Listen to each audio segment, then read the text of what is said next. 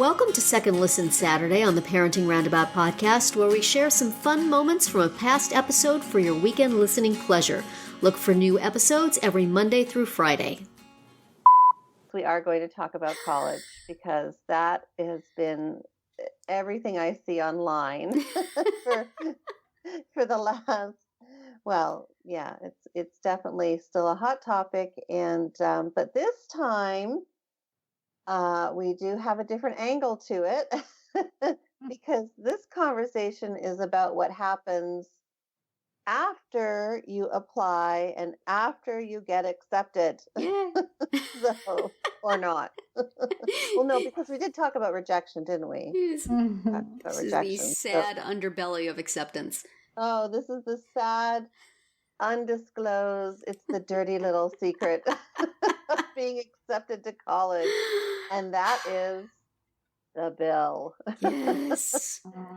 How are you going to pay the bill? So, yeah, so colleges, I mean, there's just so much buildup and excitement, and the application process is stressful, and then the applications are sent in, and then you sit around and wait forever, and finally, you get into one school out of 10 because that seems to be the norm these days. And you're so excited, and then you have a look at your financial aid package, which is basically what the government and the school expects you to contribute. And if they think that you're, able to buy milk for your family, then you're able to pay full price.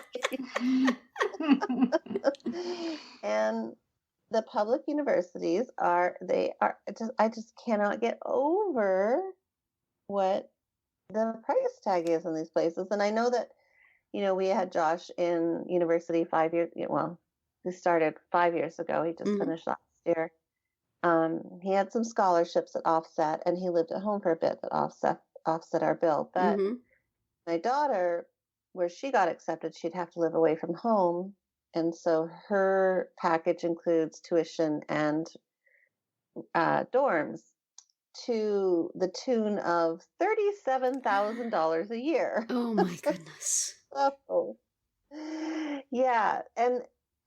And very few schools give out merit aid. So it's not like you can even earn scholarships based on your achievement. Oh my gosh. So these kids just burn themselves out, for 4 years trying to take, do all these extracurriculars and take these classes, and then, yay, they get accepted into this great school. But then there's this huge price tag and no financial kind of assistance other than the fact that, congratulations, you get to take out a loan. So, and of course, the students can only take out $5,000 of that loan. They can only be responsible for $5,000 of that loan, which is good. You don't want to give your students, saddle them with a lot of debt. Mm-hmm. Yeah, but then that means that the parents are left with a lot of debt just before retirement. So right. It's just a no-win situation. And let me tell you, community college is becoming more and more appealing as each hour goes by. So that's kind of been our experience this year. And as a result, we're now looking at Canadian universities. She still has the opportunity to go up there. She's a Canadian citizen, so they'll take her as a domestic student, so she'll pay domestic prices. Wow. Which are a quarter of the price of American schools here in Canada.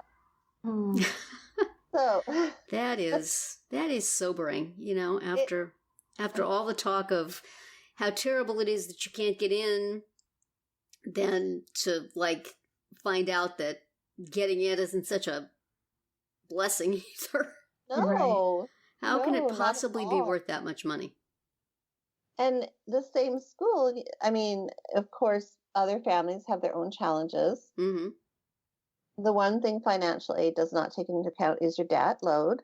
Mm-hmm. So they do not ask what your monthly payments are. Really? They don't care. They just want to know what your income is and what your assets are. And then they don't ask about anything else. So yeah, there are people, I mean, you can be middle income family and have a lot of debt, as we do because life happens, right? Mm-hmm. And then we don't have that cash flow to save for college. Yeah.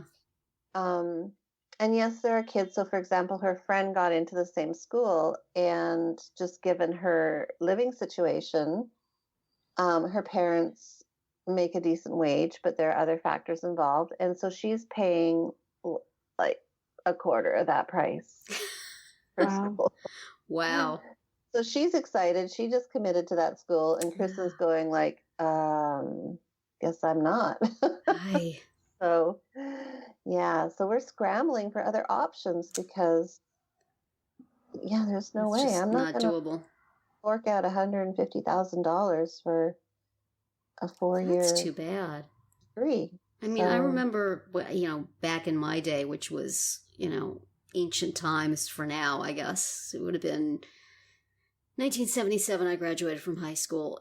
The state schools were pretty much the bargain alternative, and then you maybe wanted to get into one of the private schools, and then you had to have that conversation with your parents about how much it was going to cost. But the talk about the private UCs schools. and the state schools were not bad at all. I mean, not like I ever saw a bill or looked at the price, so maybe they were, but Yeah. that seems.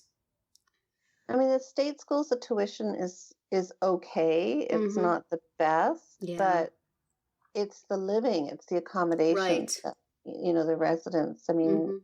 the state school might be about $6,000, Mm. $7,000. No, maybe I think it's 8 or 9. Yeah. But then the living expenses are 20. Right. So That's they jack up the price in the housing. it's Mhm. awful. And I mean, it's So not like you're staying at the Ritz. exactly. Well, You're some of sharing a those room with dorms are really fancy because the schools are competing for kids, and Oh, there's is like that an it? arms race of fancy dorms, I think, in some Really? places. Well, Well, that's not in stupid California. It's a seller's market here. then. Yeah. I mean, I've told you, I mean, Yeah. hundreds of thousands of kids apply for a couple The thousand glut. spots, and so they don't really care what they're going to fill those spots and the living Huh. accommodations. I mean, you've got 3 and 4 kids to a room. It's Mhm. crazy. Yeah. Wow. So, yeah, it's Like, really, so that's the other side of it. yeah. That's what happens after the whole process, and it's very sobering because Yeah. you're like, both my husband and I are professionals. We should be able to send our kid to Right. college, but I mean, we also have a mortgage Yeah. Mhm. and bills, and so And more than and one kid. more Right. than one kid, and that's the other thing too. I mean, if your child is in college, if you have another child in college, you get a little bit of more support, a little bit more financial Yeah. aid. But Josh is finished college, and we're still paying his student debt from his college years, but they don't take that into account. Mhm. So Yeah. it's like, we pay And full price. they wouldn't consider graduate school if he goes. That wouldn't be considered being in school. Right, because he's an adult and he's no longer dependent. Right. So yeah, it's a really, I don't know. I don't know. I don't know what we're gonna do. Yeah, and so the private schools just can't even begin to Wow. Yeah, those are really, if go the there. if the public schools are this expensive, I can't even imagine what the private schools are. And this isn't common. I mean, this is not unique to us. This is something that No, certainly not. we're hearing more and more about. That kids are, first of all, having a hard time getting into these Mm-hmm. top, not even top tier. I mean, like, somewhat semi-decent schools, and then they're getting these hefty bills because Yeah. financial aid is just so, it's not a holistic approach.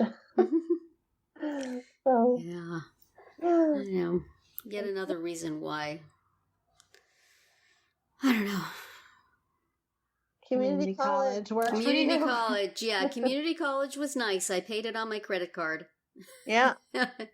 And it was something. I mean, it felt like I am doing something for my kids. I am putting them through school. It had a value. It wasn't free, but it also wasn't, horrible. And actually, we paid more because we didn't go to the community college that was in our county, so we had to pay an out-of-county rate. But even so, it was quite manageable.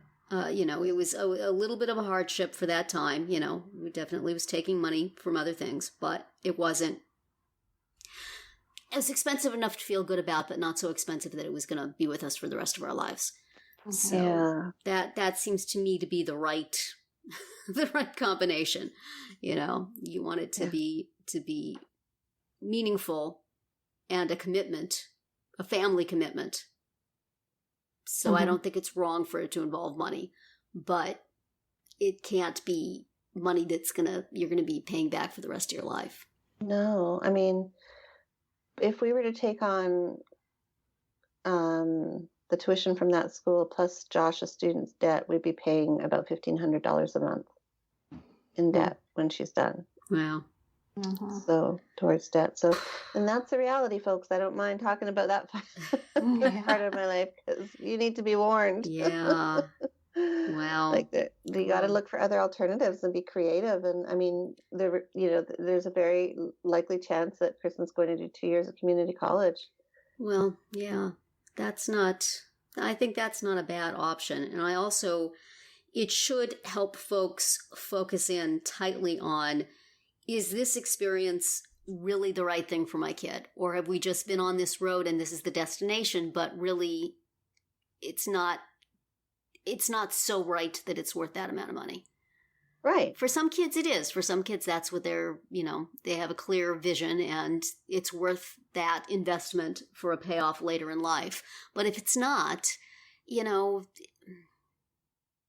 it's not necessarily the payoff. What you want to pay for going for 4 years to kind of figure out what you want to do with your life. What 4-year degree is worth $150,000 in debt, like loans. Yes. You couldn't get that same degree elsewhere at something. That's true. Right. And people argue, oh, well, the school gives you, provides you networking opportunities. Well, yeah, it's what you make of it, right? Yeah. So I don't know. I'm very salty right now. I'll bet. I mean, after going through all that angst to get the acceptance and then realizing, what, we can't afford this. Oh, I feel like we're back to square one. So parents, if your kid is about to go through this process, find out the prices first before you get the kids all excited about going to these fancy schools. And don't get any lofty ideas that you're going to get aid or scholarships. They don't have bad. Yeah, I mean, there's probably so many kids competing for the scholarships now, too.